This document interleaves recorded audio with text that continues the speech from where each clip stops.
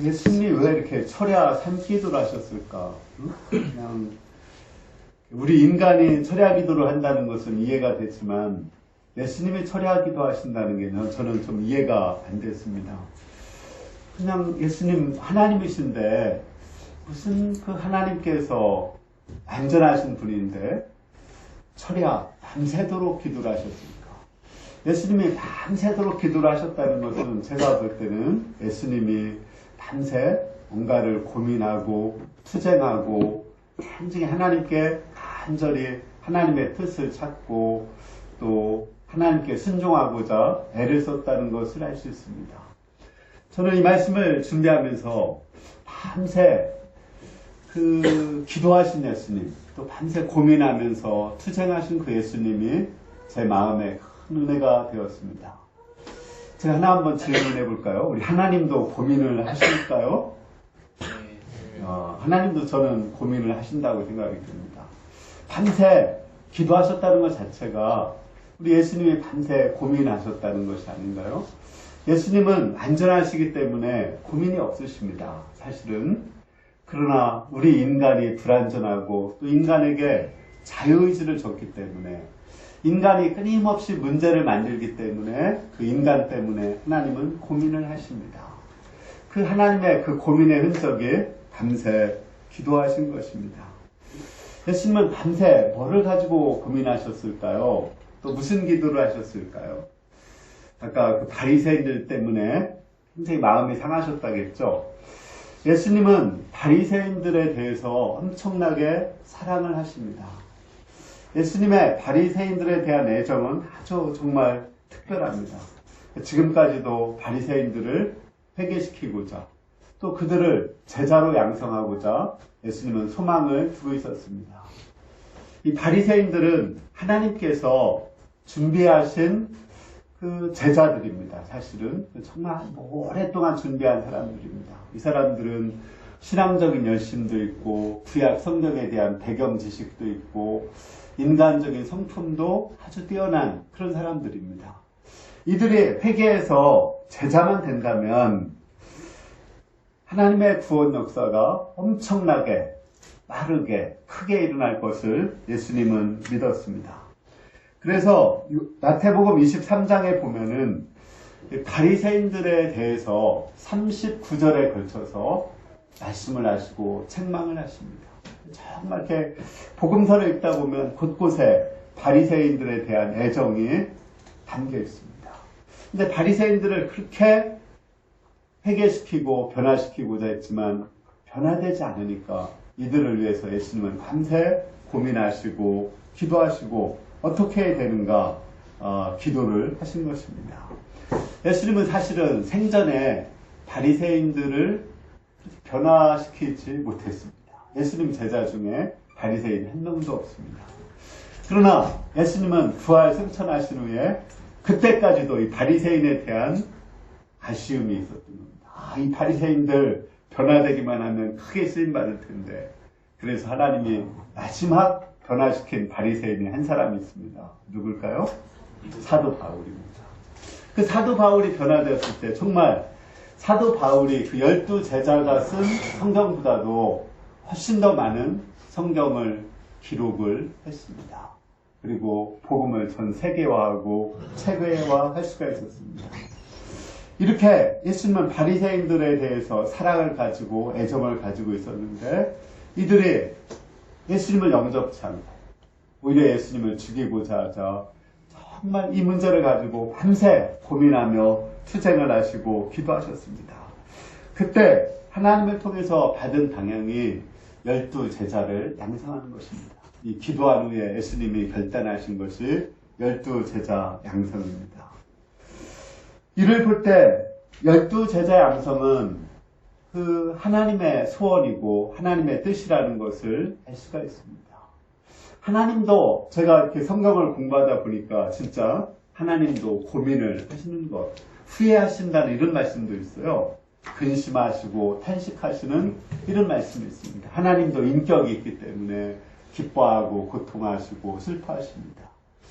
하나님은 아담을 통해서 하나님의 형상으로 가득 찬 인간을 만들기로 원했습니다. 그런데 그들이 다 죄에 빠져서 노아 시대 때 홍수로 심판을 했습니다. 그리고 노아의 후손들을 통해서 새로운 역사를 이루기를 소망했습니다. 그런데 노아의 후손들은 어떻게 됐나요? 또 다 죄에 빠집니다. 정말 하나님이 고민을 하지 않으실 수가 없겠죠. 그죠? 그래서 그때 하나님이 고민을 하시고 하신 일이 아브라함 한 사람을 부르시고 제자 양성한 것입니다. 그리고 이삭을 양성하고 야곱을 양성하고 12아들을 양성하신 것입니다. 거기서 이스라엘 민족이 형성되고 거기서 메시아가 오고 세계 맞는 구원 역사를 이루고자 하는 소망을 가졌습니다. 우리도 때로는 제자 양성을 하다가 실패하고 고통할 때가 있습니다. 이걸 가지고 때로는 우리가 고민하고 막 이렇게 힘들어 하잖아요. 그런 걸 보고 어떤 사람은 차라리 제자 양성하지 않는 게 낫다. 바로 고민을 하느냐, 괴롭게. 그래도 그 고민을 하는 것은 제가 볼 때는 되게 의미 있고 가치 있는 고민이라고 생각이 됩니다. 아니면 제자 양성을 하되 어떤 분은 또 그렇게 얘기를 해요. 조금 거리를 두고 가면은 쿨하게 그냥 다 보내주고 고민하는가 그냥 말씀만 주고 지가 알아서 남을 사람 남고 갈 사람 가고 그러는 거지. 그런 것도 아닙니다. 정말 제자를 양성을 하다 보면 사랑을 하게 되고 사랑을 하다 보면 고민을 하는 겁니다. 우리 예수님도 밤새 고민하며 기도하셨고 하나님도 고통하고 한탄하고 근심을 하셨는데 그건 되게 긍정적인 것입니다. 우리가 근심을 하는 것도 쓸모없는 근심이 있고 의미가 있는 근심이 있고 하나님의 뜻대로 하는 근심이 있고 또는 사망에 이르게 하는 근심이 있는 것입니다. 저는 의치학 때 제자 양성을 위해서 정말 기도를 여러분들 잘 알고 또 나만 기도한 게 아니라 여러분들도 많이 기도해서 처음에 우리 유진이 형제, 레지던트 형제 그 형제를 한 3, 4년 도왔고 잘 알듯이 예배도 나오고 또 수양회도 모든 수양회를 다 참석을 했습니다. 근데 2차 전문의 시험에서 떨어진 후에 마음에 불신이 생기고 우리 모임을 떠났습니다. 그 다음에 안한경 목동이 우리 모임에 와서 그 여름 수양회 2번 메시지를 전하고 목동선서를 했습니다. 하나님이 정말 보내신 사람으로 이렇게 했는데 어떤 사람하고 이렇게 대화를 했는지 모임에 대해서 교회에 대해서 불신이 들어가고 우리 모임에 나오지 않고 있습니다. 저는 3주 동안 열이 나서 침대에 누워 있었습니다. 정말 하는 그 마음의 고통이 이게 사실은 내 몸에는 되게 안 좋은 거거든요. 이렇게 고민하거나 이런 것이 녹내장에 정말 안 좋은 겁니다. 그러니까 뻔히 알지만 그러나 내 속에서 막 나는 그 열을 제가 어떻게 이건 속에서 나는 열이기 때문에 어쩔 수가 없었습니다.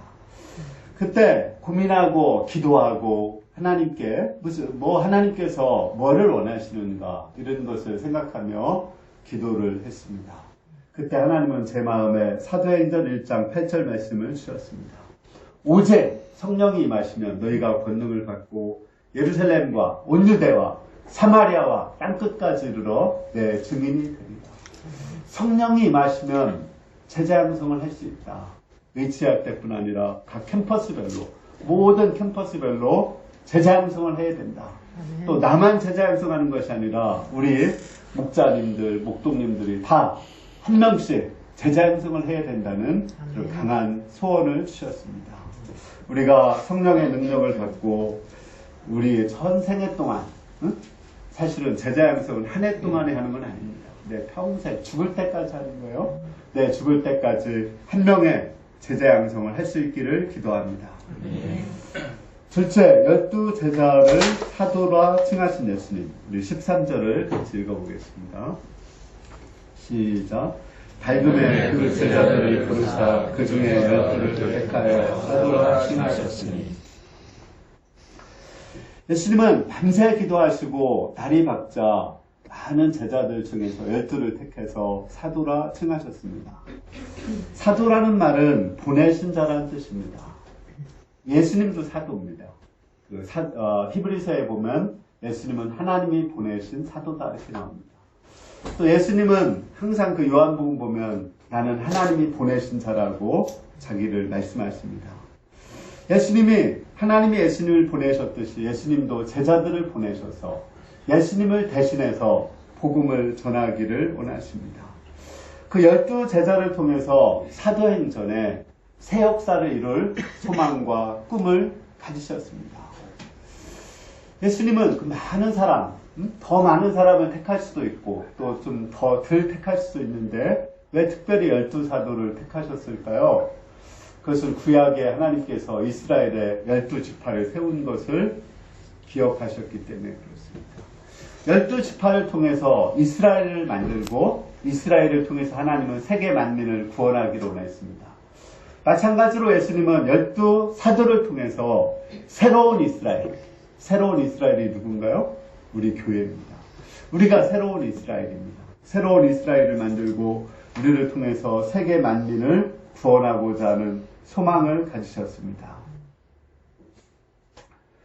예수님은 이 12 제자를 통해서 복음이 세계화되고 복음이 또 2000년이 흐른 지금까지도 우리 가운데 이어져 내려올 소망을 보셨습니다. 이 12 사도를 양성했기 때문에 우리가 이 복음을 알 수가 있고 복음을 들을 수가 있는 것입니다. 지금 현재 사도들은 정말 연약합니다. 예수님을 아직 그리스도로 고백하지 않았습니다. 이제 지금 여기가 누가복음 7장인가요? 6장이죠. 11장에 가서 예수님을 그리스도로 고백합니다. 이들은 허물투성입니다. 우리가 잘 알듯이 베드로는 예수님을 3번 부인할 것입니다. 요한과 야고보는 서로 좌우편 자리를 가지고 싸울 것입니다. 그리고 도마는 예수님을 보고도 부활하신 예수님을 보고도 의심을 하게 됩니다. 또 한 명 가룟 유다는 예수님을 불신하고 팔게 될 것입니다. 또 이들 모두가 예수님의 십자가를 앞두고 다 도망을 가게 될 것입니다. 예수님은 그들의 모든 연약함을 알고 있어도 그 허물과 연약함을 끝까지 감당하시고 십자가에서 감당해 주셨습니다. 제자 양성을 하려면 정말 허물과 연약함을 다 감당을 해야 됩니다. 마치 부모가 자녀를 양육할 때 우리 부모 되신 분들 알죠? 자녀들이 얼마나 많은 허물과 연약함이 있고 문제도 많고 그런데 그렇다고 그냥 너는 내 자식 아니다 이렇게 하지 않죠. 조금 기분 나쁘다고 너는 이제 내 제자 아니다 이렇게 하면 정말 제자 양성할 사람 아무도 없습니다. 모든 사람들은 허물과 연약함이 있지만 그들을 신뢰하고 믿어주고 소망을 가져야 됩니다. 그러나 이것만 가지고 되는 것은 아닙니다. 이들이 아무리 예수님이 십자가에 죽은 후에도 사도로 성장하지는 못했습니다. 부활하신 주님이 성령으로 그들에게 임했을 때 그들이 사도가 되고 히스토리 메이커가 되었습니다.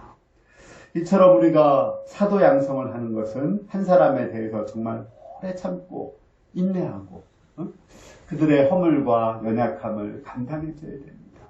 사실 그들이 떠나기 전까지는 우리가 포기할 사람은 아무도 없습니다. 끝까지 우리가 소망을 두고 또 떠난 사람이라도 하나님 앞에서 마음에 소망을 두고 기도를 해줘야 됩니다. 그리고 그에게 성령이 임하도록 기도를 해야 됩니다. 그러면 그들이 변화되어서 사도로 성장하고 우리가 목자로 성장했듯이 그들이 사도로 성장할 수가 있습니다. 셋째, 평범한 12 사도들. 14절에서 16절에 보면은 12 사도의 이름이 나오고 있습니다. 한번 읽어보죠. 시작. 곧 베드로라고도 이름을 주신 시몬과 그의 동생 안드레와 야고보와 요한과 빌립과 바돌로메와 마테와 도마와 알페오의 아들 야고보와 셀로시라는 시몬과 야고보의 아들 유다와 예수를 파는 자들의 가론 유다야. 이들은 그냥 공통적으로 보면 그냥 평범한 사람이다 이렇게 말할 수 있습니다. 우리 시몬과 안드레 이 사람들은 형제죠. 그리고 어부입니다. 야고보와 요한도 형제고 어부고 또 시몬과 야고보는 동업자들입니다. 뭐 지금도 그렇지만 그 어부를 하는데 많은 학식이 필요한 것도 아니고 박사가 필요한 것도 아닙니다. 그냥 평범한 그런 사람들이었습니다. 또 빌립은 그 중에 그래도 빌립은 되게 똑똑하고 헬라어를 할 줄 아는 유일한 사람이 그 빌립이었습니다. 아주 머리가 명석한 사람이었고요. 바돌로메는 나다넬이라고 나오는데 되게 거짓이 없고 진실한 사람이라고 나옵니다. 마태는 우리가 잘 알듯이 세리 출신이고 되게 이기적이고 매국노인 사람이고 도마는 의심하는 되게 실증주의자입니다. 알페오의 아들 야고보하고 야고보의 아들 유다는 복음서에 딱 여기만 나와요, 이름이. 그냥 정말 존재감이 없는 숫자를 세워주는 그런 사람들입니다. 셀롯이라는 시몬은, 셀롯이란 말이 열혈당원이란 말인데 독립운동을 하던 그런 사람 중에 하나입니다. 그리고 가룟 유다는 되게 실리적이고 예수님을 팔 사람들입니다. 이들은 우리가 살펴본 것처럼 정말 평범하고 그렇게 뛰어난 사람들이 아닙니다. 그런데 어떻게 이 사람들이 정말 세계를 움직이는, 역사를 움직이는 사도들이 될 수 있었을까요? 사람들은 평범한 사람들인데 어떻게 위대한 사도들이 될 수 있었을까요? 이 12사도를 부르신 예수님이 위대하기 때문에 그렇습니다. 우리가 위대한 것이 아니라 우리가 사도가 되는 것은 아무리 연약하고 부족한 사람이라도 하나님이 위대하시고 예수님이 위대하시기 때문에 누구도 예수님이 부르시고 예수님이 쓰시면은 위대한 사도가 될 수 있습니다. 우리는 누구나 예수님 안에서 소망을 가질 수 있습니다. 그러나 이 사람들에게 한 가지 또 정말 바리새인과 다르게 되게 훌륭한 점이 하나가 있었습니다. 정말 요거 하나는 꼭 있어야 돼요. 그게 뭘까요? 바리새인들과 다르게 제자들만의 정말 눈에 보이지 않는 아주 위대한 장점이 하나가 있었습니다. 그것이 뭘까요? 겸손하게 배우고 순종하는 그런 것입니다. 바리새인들은 똑똑한데 교만하고 판단하고 정죄하고 그렇게 하면 항상 내 생각이 옳은 거예요. 바리새인들은 항상 내 생각이 옳은 거예요. 내가 옳은 거예요. 그걸 뭐라고 그러죠? 교만이라고 그러고 그게 자기가 하나님이 된 것이고 정말 그런 사람은 소망이 없는 것입니다. 이렇게 내가 아무리 똑똑해도 하나님 앞에 서면은 겸손하고 부족한 것 그것을 발견해야 되거든요. 응? 정말 하나님이 우리에게 딱 한 가지 제자의 조건으로서 요구하는 게 있다면 겸손입니다. 정말 겸손은 아무리 강조해도 지나치지 않습니다. 정말 똑똑한 사람만 교만한 것이 아닙니다. 아무것도 없는데 오히려 열등감이 많은 사람일수록 더 교만한 사람도 있어요. 그러니까 내 생각이 항상 이렇게 옳다고 이렇게 생각합니다. 근데 그것은 누구나 다 그런 거예요. 어떤 특별한 사람만 그런 게 아니라 누구나 다 그런 거예요. 응? 내가 우리 애들을 키우면서 보니까 하람이가 가장 많이 하는 말이 무슨 말인가 봐요? 내가 하람이가 할 거예요. 데리고 나가잖아요. 그러면 다시 처음으로 밭에 가서 내가 할 거예요. 이렇게 문을 여는 것도 내가 할 거예요. 모든 걸 내가 한다는 거예요. 이게 그러니까 벌써부터 교만이 거기에 그러니까 얼마나 그게 우리 속에 깊이 뿌리박혀 있는데 내가 맞다는 거예요. 내가 항상 내가 맞아. 근데 이게 나이가 50이 되고 60이 돼도 맞아. 그게 똑같이 내가 맞다는 거예요. 항상 다른 사람이 틀리고 내가 맞다. 응? 그리고 내가 하나님이 되고 내가 왕이 되어서 살아갑니다. 이게 굉장히 무서운 점입니다. 많은 사람들이 와도 제자로 성장하지 못하는 한 가지 이유가 그 교만 때문에 그런 겁니다. 이 교만을 정말 알고 나는 틀릴 수 있다. 나는 잘못될 수 있다. 응? 나는 항상 연약할 수 있다. 그렇죠. 우리 인간이 자기를 보면 알지만 우리 인간이 얼마나 연약합니까? 얼마나 부족합니까? 얼마나 죄악됩니까? 그게 우리 인간의 모습이거든요. 그것을 발견하고 깨닫는 것. 이게 굉장히 중요합니다. 그리고 배우고자 하는 거. 끊임없이 배우고자 하는 사람. 그 사람이 제자의 유일한 자격인 것입니다. 우리가 겸손히 예수님을 배우는 가운데 예수님의 제자로 성장할 수 있기를 기도합니다. 넷째, 제자들이 해야 될 두 가지 일, 17, 18절 말씀을 우리 같이 읽어보겠습니다. 시작. 예수께서 그들과 함께 내려오사 평지에 서시니 그 제자의 많은 무리와 예수의 말씀도 듣고 병고침을 받으려고 유대의 사방과 예루살렘과 두로와 시돈에 가로로 많은 백성도 있더라. 더러운 귀신에게 권한을 받는 자들도 고침을 받았는지라. 예수님이 제자들과 함께 평지에 오시자 많은 사람들이 예수님께 나왔습니다. 예수님이 그들에게 세 가지 일을 하셨습니다. 첫째는 말씀을 가르쳤습니다. 사람들이 말씀을 들으려고 했죠. 두 번째는 병을 고쳐주셨습니다. 세 번째는 더러운 귀신을 쫓아주셨습니다. 예수님이 제자들과 함께 내려오셔서 이 세 가지를 했다는 것은 제자들이 앞으로 해야 될 일이 이 세 가지라는 거예요. 첫째는 말씀을 가르칩니다. 두 번째는 현실적인 질병 문제, 현실 문제죠. 뭐 질병 문제도 되고, 직장 문제도 되고, 가정 문제도 되고, 하여간 현실적인 문제를 해결해 주는 것입니다. 세 번째는 귀신과 같은 그 영적인 문제를 해결해 줘야 됩니다. 영혼의 문제를 해결해 줘야 됩니다. 근데 이 세 가지를 하기 위해서 제자들이 해야 될 것, 힘써서 해야 될 것은 두 가지입니다. 그래서 소제목을 제자들이 해야 될 두 가지라고 이렇게 적었습니다. 첫 번째로 제자들이 예수님의 제자가 되기 위해서 해야 될 일은 뭘까요? 거기 17절에 보면 제자들은 예수님과 함께 했습니다. 함께 하는 거, 이게 중요한 겁니다. 예수님은 제자들과 함께 3년 동안 다니면서 그 제자들이 해야 될 일이 무엇인가를 보여주셨습니다. 항상 어떻게 살아야 되는지 그 삶으로 그 본을 보여주셨습니다. 제자들은 그것을 보고 배웠습니다. 그러니까 제자가 되기 위해서는 이렇게 삶을 배우는 것, 이게 굉장히 중요한 것입니다. 제자는 이론으로 되는 것이 아닙니다. 삶으로 되는 것입니다. 그러니까 우리가 제자를 가장 잘 양육할 수 있는 사람이 누굴까요? 사실은 자녀들입니다. 왜냐하면 자녀들은 항상 함께 살으니까. 아니면 같이 공동생활하는 사람. 이 사람들이 같이 함께 생활하는 사람이 그 제자로 성장할 사람이 가장 많습니다. 왜냐하면 함께 하면서 제자는 함께 해야 됩니다. 함께 하고 보고 배우고 보여주는 거. 그것이 제자가 되는 것입니다.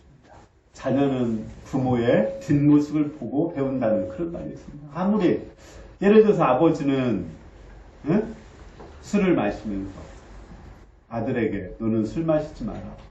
그렇게 수백 번 얘기를 합니다. 그러면 자녀는 술을 마실까요? 안 마실까요? 결국은 아버지 보는 데서는 안 마셔요. 그런데 나중에 아버지 돌아가시면은 자기가 보고 배운 게 아버지 술 마시는 거니까 또 자기도 마시게 됩니다. 거의 대부분, 다는 안 해요. 다는 아니지만 거의 대부분이 그렇게 보고 따라서 하게 됩니다. 그러니까 제자를 양성하기 위해서는 먼저 내가 삶으로 본을 보여주는 것, 이것이 아주 중요한 것입니다. 그리고 우리가 제자가 되기 위해서는 물론 우리가 예수님이 우리에게 샘플입니다. 그러나 예수님이 샘플이지만 내가 좀 이렇게 본받고 싶은 그 목자가 있습니다. 눈에 보이는 사람들 중에 이 사람을 좀 배워야 되겠다. 그 사람이 내 목자가 되는 거고 그걸 배워가는 것이 제자가 되는 것입니다. 이렇게 하나의 샘플을 만들고 그 목자를 배워가는 것, 그것이 제자가 될 수 있는 길입니다. 둘째는 실제적인 능력을 덧입어야 됩니다. 19절에 보면 온 무리가 예수를 만지려고 힘쓰니 이는 능력이 예수님께로부터 나와서 모든 사람을 낫게 했기 때문이라고 했습니다. 예수님이 훌륭한 제자였던 것은 예수님께 성령의 능력이 임하고 성령의 능력으로 말씀을 가르치고 성령의 능력으로 병을 고치고 성령의 능력으로 귀신을 쫓아냈기 때문에 그렇습니다. 우리가 제자가 되기 위해서는 그 삶을 배우는 것도 필요하지만 또 하나 되게 중요한 건 우리에게 성령의 능력을 덧입어야 됩니다. 우리가 작년부터 올해 계속 시작 찬송을 성령 찬송을 부르고 있죠. 그 성령을 갈망하고 있습니다. 올해 우리가 다니엘의 절대 기도를 배우고자 힘쓰고 있습니다. 근데 다니엘의 절대 기도를 배우는데 우리의 가장 큰 기도 제목이 뭔가 아세요? 응? 하나님은 구하라 그러면 주실 것이요. 응? 너에게 주실 것이요. 찾으라 찾을 것이요. 두드리라 너에게 열릴 것이라 했습니다. 그리고 응? 너희가 자식이 누가 떡을 달라고 하면은 돌을 주고 생선을 달라고 하면 뱀을 주겠느냐. 너희가 악한 자라도 자식에게 좋은 것을 줄 줄 아는데 하물며 하나님께서 구하는 자에게 무엇을 주지 않겠느냐고 했어요? 성령을 주시다. 우리가 정말 기도해야 될 것은 성령을 달라고 기도해야 됩니다. 그리고 성령의 충만함을 덧입어야 됩니다. 성령의 충만함과 성령의 함께함이 없이는 우리는 예수님의 제자가 될 수가 없습니다.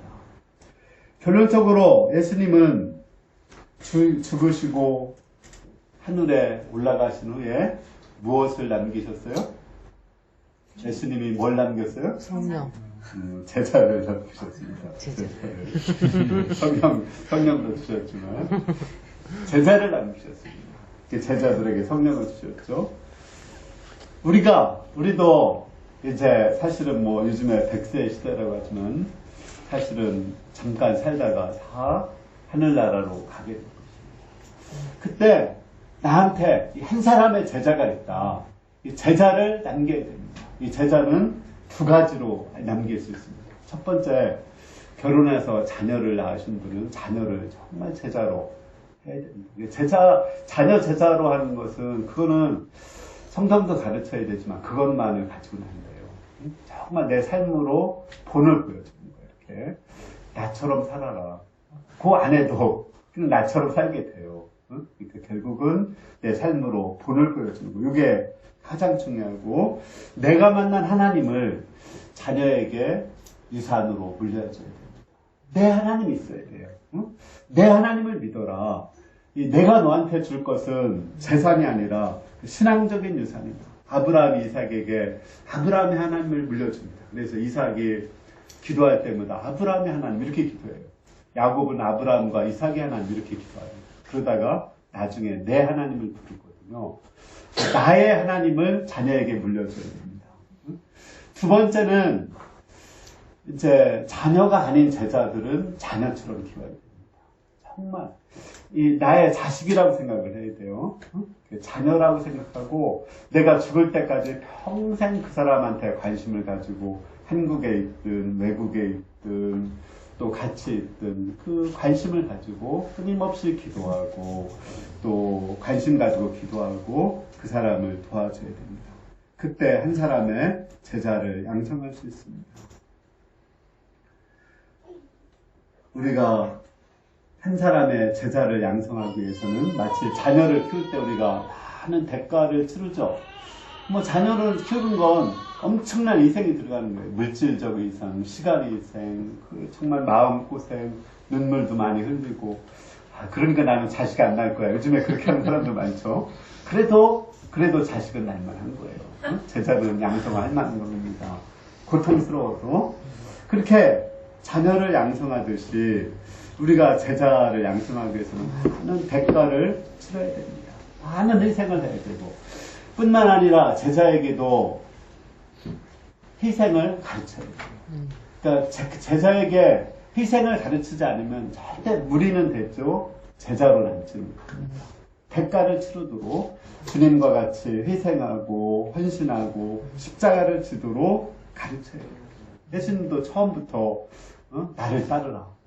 모든 걸 버리고 예수님을 따르게 했죠. 그러니까 이 굿마인드가 이 제자 양성을 못해요. 굿마인드는 뭐 이렇게 마음이 안쓰러워서 십자가를 못 가르치는 거예요, 제자들한테. 그래서 좋은 것만 하다 보면은 절대 제자로 성장을 못하지 못합니다. 그리고 감사도 없어요. 왜냐면 십자가를 가르쳐야 그걸 통해서 나의 예수님을 만나고 또 자기가 자립심이 되고 정말 성장을 하고 큰 사람이 될 수가 있거든요. 근데 그 자기 예수님을 만나지 못하기 때문에 제자로 성장을 못합니다. 한 사람 제자를 위해서 많은 희생을 해야 되고 또 제자에게도 희생을 하도록 가르쳐야 됩니다. 좀 약간은 배짱이 있어야 돼요. 담대해야 돼요. 제자 양성을 하려면 담대함도 있고 배짱도 있어야 됩니다. 그래야 제자를 양성하고 우리가 죽은 후에도 이렇게 복음 역사가 계속될 것입니다. 우리 한국의 요즘에 모든 교회나 지도자들이 공통적으로 하는 말이 뭐냐면 차세대 양성. 왜냐하면 교회에 젊은 사람들이 없거든요. 5, 60대, 한 40대, 50대, 60대. 지금 이제 교회 성도들 수가 많이 줄어들지만 그래도 많이 안 주는 이유가 뭔가 아세요? 고령화 시대이기 때문에 안 주는 겁니다. 오래 살으니까. 그러나 이제 고령화 시대에서 한 사람 한 사람 돌아가시면서 성도 수는 급격하게 줄게 될 것입니다. 그러기 위해서 우리가 제자 양성을 해야 됩니다. 우리가 평생에, 내 평생에 나는 한 사람 제자를 양육했다. 이렇게 말할 수 있도록 우리가 제자 양성가가 될 수 있기를 기도합니다. 네, 오늘 말씀 기억하겠습니다.